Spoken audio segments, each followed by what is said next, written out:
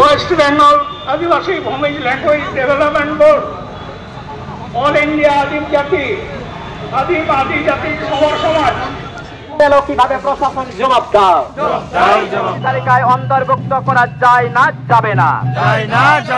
আরে আদিবাসী কর্মীদের এসটি তালিকায় অন্তর্ভুক্ত করার তাগিদ কিসের স্বার্থে মুখ্যমন্ত্রী জবাব দাও। এসটির বিরুদ্ধে নির্ভর সংগ্রাম চলছে। ভূমি তারা ভোটদারীদের জাতি চড়িয়ে মানছে না। ইউনাইটেড ফোরাম ইতিহাস বিকৃতির মাধ্যমে এসটি তালিকায় অন্তর্ভুক্তির ষড়যন্ত্রকারীদের জানায় ধিক ধিক ধিক্কার। আদিবাসীদের ইতিহাস ধিক ধিক ধিক্কার। এসটি তালিকায় অন্তর করা হচ্ছে কিসের স্বার্থে? এসডিও সাহেব জবাব দিন।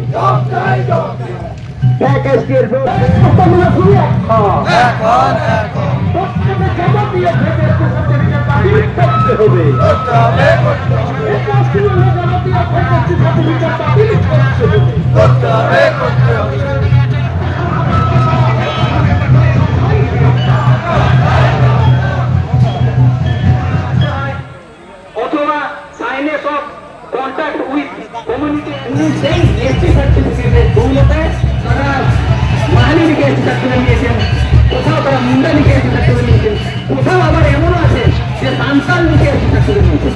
তাহলে পরিষ্কার ভাবে যেখানে একটা কোর্টের অর্ডার আছে যে উৎপল মাহাতো কোনোভাবে এসটি নয়, যেখানে আমাদের কল্যাণী জেলা শাসক যেখানে দাবি করেছেন এবং একটা রিপোর্ট অফিসিয়াল রিপোর্ট জারি করেছেন যে উনি এসটি নন, তাহলে তার কাজিনকে কেন এসটি সার্টিফিকেট দেওয়া হলো?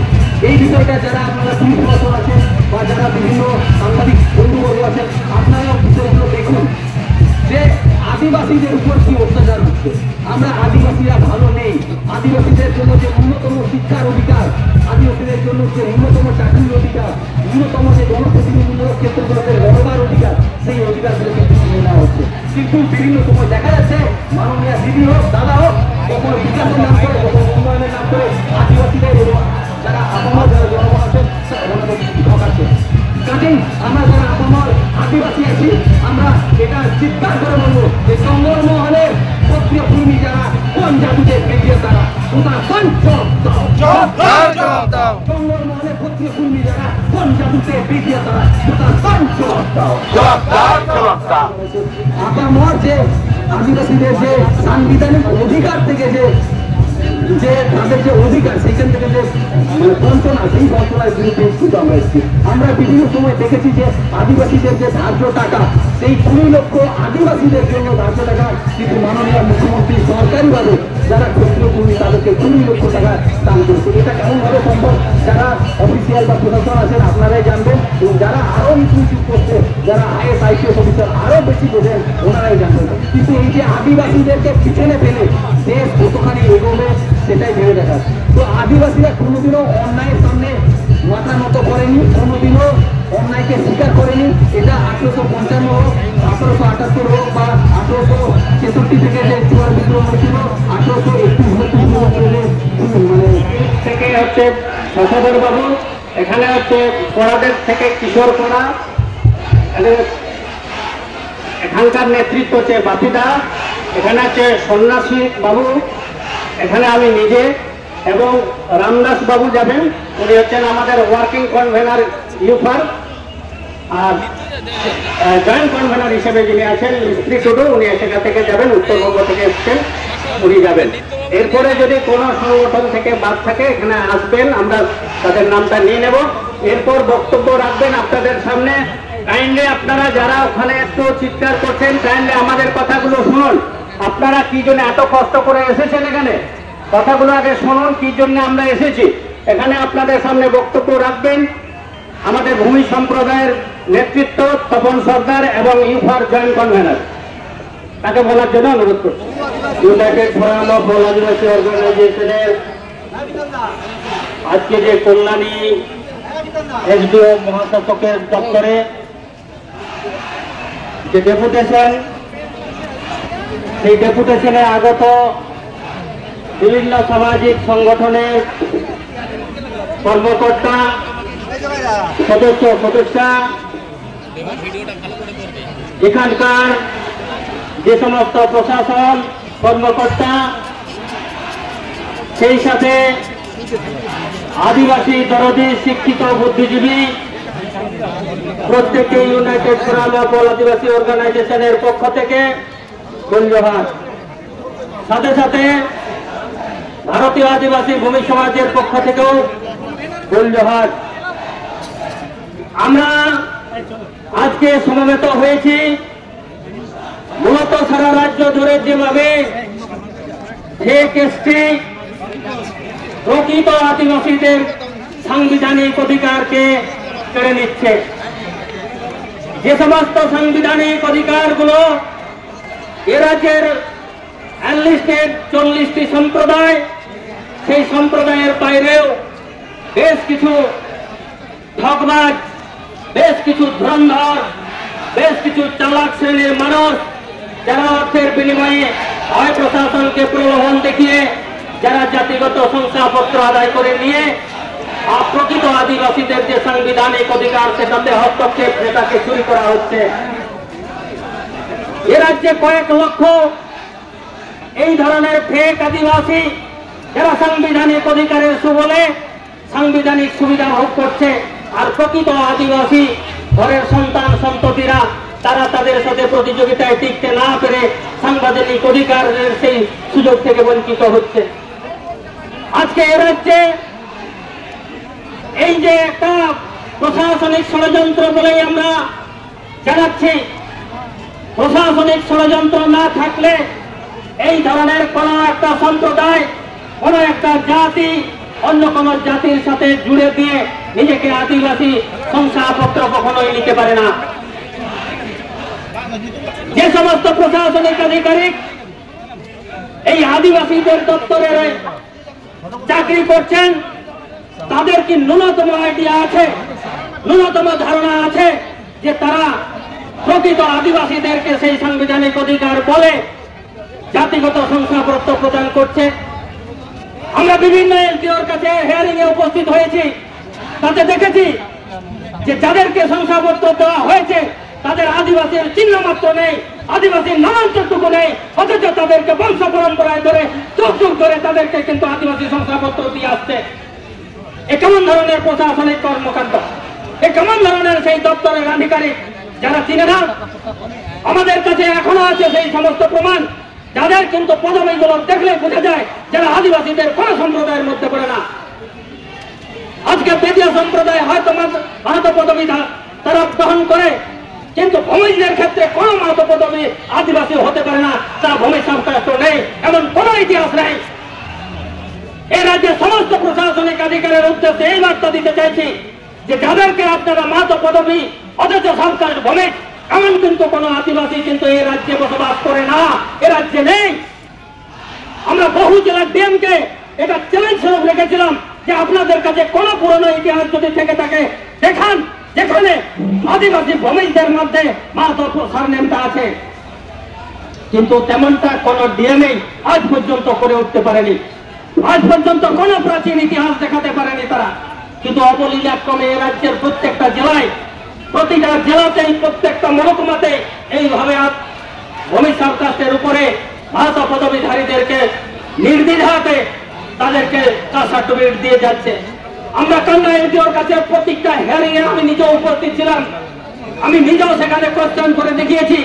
যারা বাংলা বলে, একটা আঞ্চলিক বাংলা বলে, বলছি এটাই নাকি ভূমিজ ভাষা, একটা আঞ্চলিক বাংলা ভাষায় কথা বলছে, তাকে এলটিও সাহেবের কোন আধিকারিক একটা গান বলতে বলা হয়েছিল, এবং সেই গানটা একটা আঞ্চলিক বাংলা গান।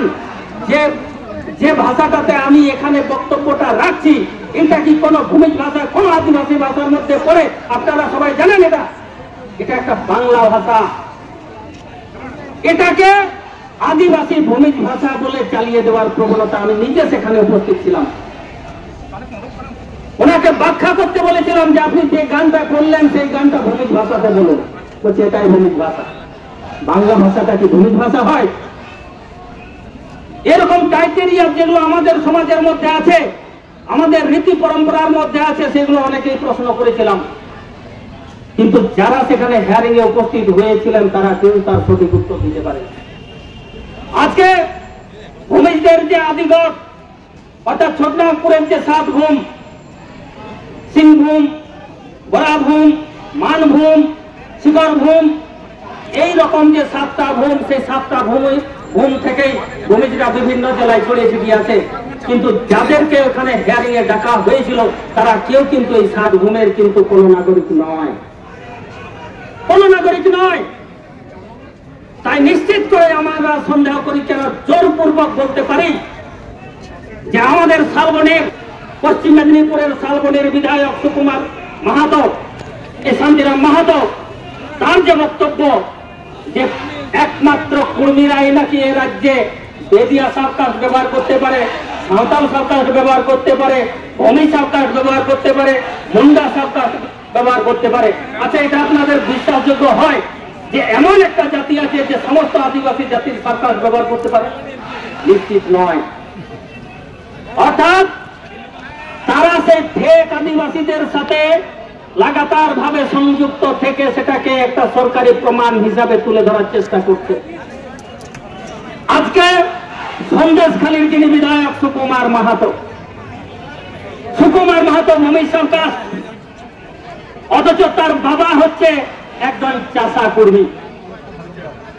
সুকুমার মাহাতোর বাবা সন্দেশখালীর বর্তমান টিএমসি সরকারের দ্বিতীয়বারের বিধায়ক, যার পিতা হচ্ছে চাষা কর্মী, আর সুকুমার মাহাতো নিজে হচ্ছেন ভূমিজ। কি বলবেন আপনারা? তার বাপের ঠিক নেই, জন্মের ঠিক নেই, তার বাপের ঠিক নেই, জন্মের ঠিক নেই। এই বক্তব্যটা যারা তুলছেন তাদেরকে অনুরোধ করবো সুকুমার মাহাতোর কাছে এই বক্তব্যটা পৌঁছান, পশ্চিমবঙ্গ সরকারের কাছে পৌঁছান, আমাদের মমতা দিদির কাছে পৌঁছান, ট্রাইবাল সেক্টরের যত সব আধিকারিকরা আছে তাদের কাছে পৌঁছান। আগামী দিনে রাস্তায় আবার এর বিরুদ্ধে জোরালো আন্দোলন চলবে, আগুন জ্বলবে। প্রকৃত আদিবাসীদেরকে এভাবে হয়রানি করার পরিপ্রেক্ষিতে আজকে এই চূড়ান্ত বদলের দিনে, প্রাকৃতিক দুর্যোগের দিনে বিভিন্ন জেলা থেকে যারা এখানে সামিল হয়েছে, এরকম লক্ষ লক্ষ আদিবাসী কিন্তু এসডি অফিসে সামিল হবে পশ্চিমবঙ্গের প্রত্যেকটা এসডিওতে, যেখানে আদিবাসীদেরকে এরকম নকল কাস্ট সার্টিফিকেট দেওয়া হচ্ছে। বন্ধু, অনেকেই বক্তব্য রাখার আছেন, অনেকেই বলবার আছেন।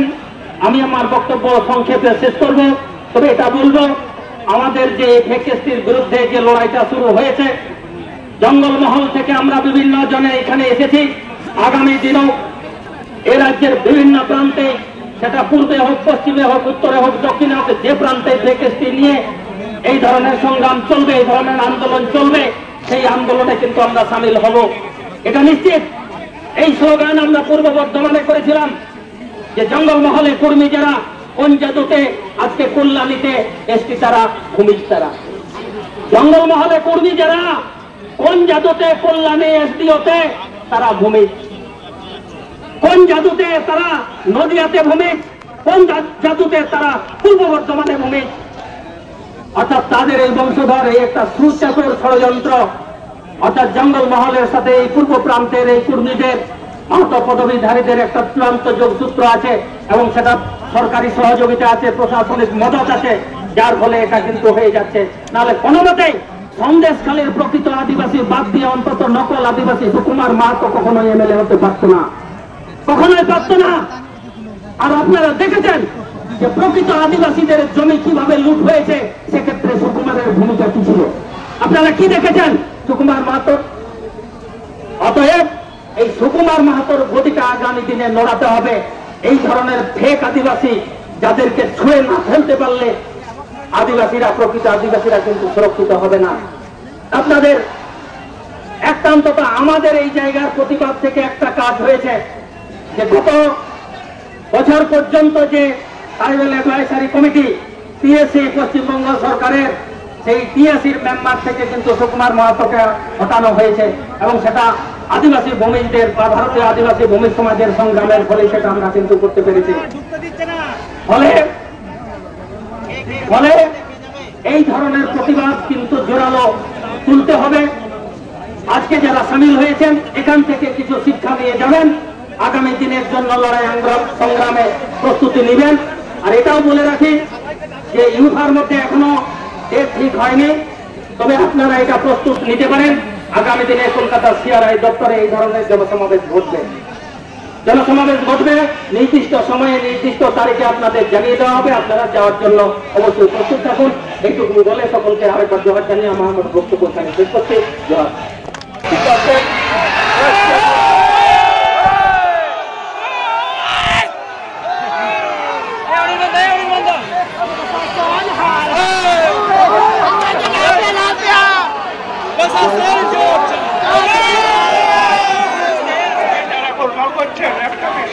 সৃষ্টি করছেন আপনারা চুপ করে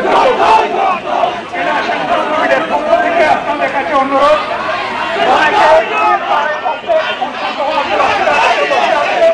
তারা চেষ্টা করবে আপনাদের ইসলাম জোগানোর এবং বিশৃঙ্খলা সৃষ্টি করার চেষ্টা করবেন।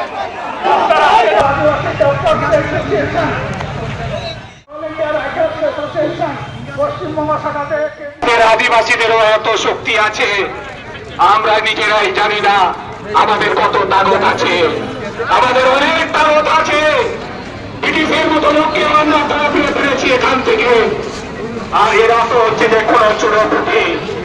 আজকে পৃথিবীর দিকে তাকান, দেশের দিকে তাকান, কিভাবে আন্দোলন আবার ভেঙে দিচ্ছে, তারা টিকা ফেলে দিচ্ছে। আজকেও সেটা ভাববেন না। এটা একটা আন্দোলনের মাধ্যমে সূচনা হলো, শুরু হলো এখান থেকে। এই কল্যাণী থেকে আমরা এসডিওর কাছ থেকে আমরা দরবার করবো, আমরা দাবি করবো, আমরা আদায় করবো। সঙ্গে সঙ্গে সার্টিফিকেট আপনি নিয়ম কানুন জানলেন না, কিসের জন্য? আমরা রেজিস্ট্রার কাছে জেনেছি ওখানে যতবার দাবি গেছে এই পূর্ব মাতদের নিয়ে ততটাই এই দাবি খারিজ হয়েছে।